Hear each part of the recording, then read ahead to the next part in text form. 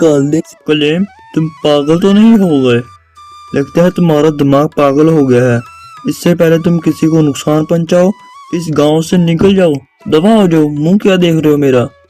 फिर क्लेम वहां से चला जाता है। बेगम जी, आज जब मैं दरख्त काट रहा था तो अचानक पीछे से एक दरख्त बोला और कहने लगा कि कुछ दिन बाद बहुत तेज बारिश आएगी और तुम लोग मेरे ऊपर घर बना लो।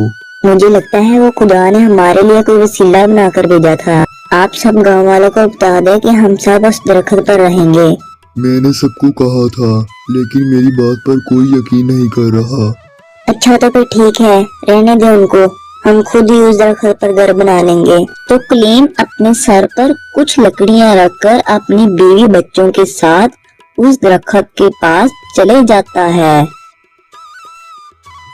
और दरख्त के पास पहुंचने के बाद क्लेम लकड़ियां काटना शुरू करता है और कुछ देर बाद उनका मकान इतना प्यारा बनता है कि वो खुशी से अपने मकान को देखते हैं। तो कुछ दिन बाद पूरे गांव में बहुत ज्यादा बादल छा जाता है। बादल इतने ज्यादा थे कि देखते ही देखते बहुत तेज बारिश आ जाती है और बारिश का बहाव इतना ज्यादा था कि चंद लम्हों में ही लोगों के घरों में पानी इकट्ठा हो गया और मंसूर के घर इतना पानी था कि वो पानी में तैरते तैरते उसी दरख्त के पास पहुंच गए जहाँ पे क्लेम ने अपना घर बनाया था। बेगम जी, क्या तुझे पता है बाहर बहुत तेज बारिश हो रही है।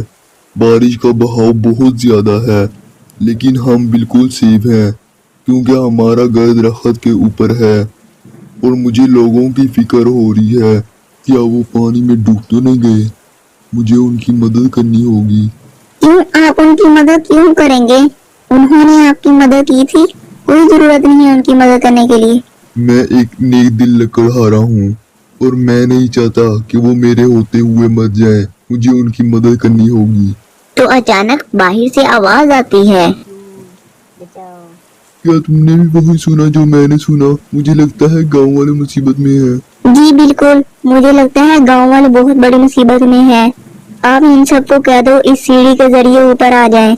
और क्लेम सीढ़ियों में खड़ा होकर तमाम गांव वालों को आवाज देता है कि वो सब इस सीढ़ी के जरिए ऊपर आ जाएं।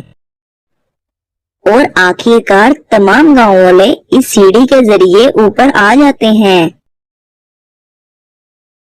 जब सुबह होती है, क्लीम भाई, हम सबको माफ कर दो। हमसे बहुत बड़ी गलती हो गई। हमने तुझे इस गांव से निकाल दिया था, लेकिन तुमने फिर भी हमारी मदद की। तुम्हारा बहुत शुक्रिया। हमें माफ कर दो प्लीज। क्लीम, हमें माफ कर दो क्योंकि मैंने तुझे इस गांव से निकाल दिया था। अच्छा, मैंने सबको माफ किया, लेकिन हाँ, आज के बाद मंसूर तुमने हरे भरे पेड़ नहीं काटने, हमेशा बूढ़े काटने हैं। तुम्हें मेरी बात समझ आई? और आज के बाद हमने पूरे गांव में दरख्त और पौधे लगाने हैं। तो देखा बच्चों, हमें कभी कभी किसी की बात मान ही लेनी चाहिए। हमारे चैनल को देखने के लिए लाइक करें, शेयर करें, सब्सक्राइब करें और बेल आइकन के बटन पर जरूर क्लिक करें ताकि हमारी नई अपडेट आप तक पहुंच सके। शुक्रिया। हमारे चैनल को देखने के लिए लाइक करें, शेयर करें, सब्सक्राइब करें और बेल आइकन के बटन पर जरूर क्लिक करें ताकि हमारी नई अपडेट आप तक पहुंच सके। हमारे चैनल को देखने के लिए लाइक करें, शेयर करें, सब्सक्राइब करें और बेल आइकन के बटन पर जरूर क्लिक करें ताकि हमारी नई अपडेट आप तक पहुंच सके। शुक्रिया।